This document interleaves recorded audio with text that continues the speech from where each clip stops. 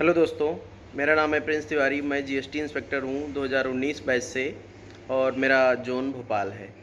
आज हम बात करने वाले हैं 2023 की जो प्रीलिम्स की तैयारी कर रहे हैं उनके एस्पिरेंट के बारे में। तो ये है कि जैसे अभी 2022 की कट ऑफ आई है, आप लोगों ने देखा होगा कि 2022 की जो प्रीलिम्स की कट ऑफ है वो 114 है।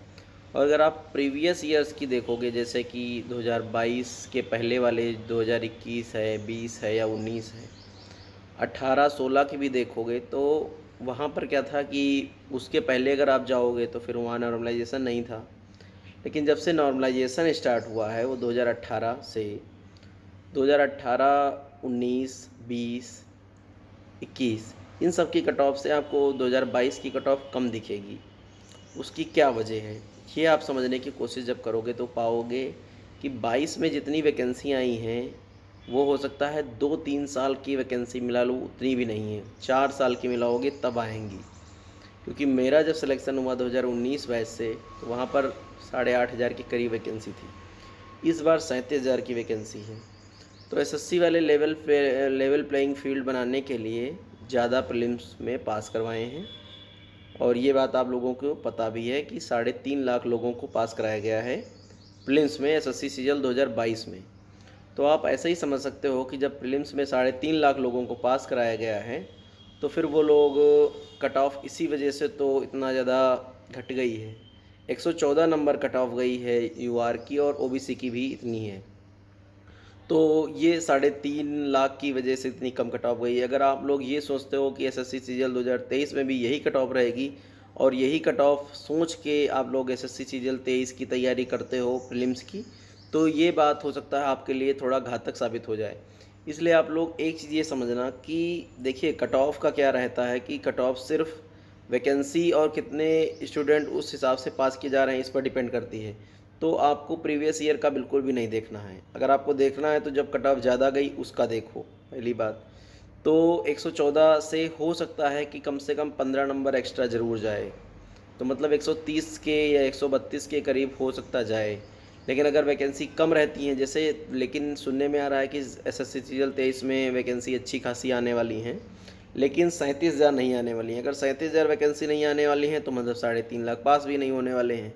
तो अगर मान लीजिए अच्छी वैकेंसी 15-16 हज़ार को बोलते हैं, तो 16,000 अगर वैकेंसी आती हैं तो 1.5 लाख 2 लाख लोगों को पास कराया जाएगा। जो कराया जाता है नॉर्मली तो वो लोग 2.5 लाख तक पहुंचा देंगे, क्योंकि 1,40,000 1,45,000 तक पास करवाते हैं, 10,000 तक वैकेंसी होती है। जब 15-16 हज़ार होगी तो फिर वो लोग क्या करेंगे कि 2 लाख, 2.25 लाख, 2.5 लाख तक वैकेंसी लोगों को प्रीलिम्स में पास कराएंगे। तो आपकी कट ऑफ 114 से हो सकता है 122-23 तक रहे। लेकिन अगर मान लीजिए वैकेंसी 10,000 के ही करीब रहती हैं तो उस केस में क्या होगा कि फिर उन लोगों को वही रहेगा कि 1.5 लाख तक ही पास करवाना है, 15 गुना कर देना है। फिर 1.5 लाख तक अगर पास कराएंगे तो फिर कट ऑफ हो सकता है 15 नंबर बढ़ जाए, 130-32 के करीब पहुंच जाए। तो इसके लिए जो भी लोग तैयारी कर रहे हो, 2-3-4 महीने जितना भी टाइम आपके पास है प्रीलिम्स के लिए, उतने टाइम में अपना टारगेट प्रीलिम्स का भी बना लो। क्योंकि बहुत सारे लोग ये सोचने लगते हैं कि क्वालिफाइंग है क्या फ़र्क पड़ता है। देखिए फ़र्क तो नहीं पड़ता है, ये बात तो आपकी सही है, लेकिन ये भी बात सही है कि अगर आपका प्रीलिम्स में सिलेक्शन नहीं होगा तो फिर आगे आप जा ही नहीं पाओगे। तो इन सारी चीज़ों को ध्यान ध्यान रखते हुए आप लोग अभी से तैयारी करते रहो। मॉक टेस्ट हर हफ्ते देते रहो, मॉक टेस्ट देते रहो, फिर उसकी एनालिसिस करते रहो। शॉर्ट नोट्स बना लो कि जैसे फार्मूला है वो सारी चीज़ें मतलब एक रिटन फॉर्म में रहेगी, तो आप लोग जब वो पेपर देने जाओगे तब आपका होता रहेगा।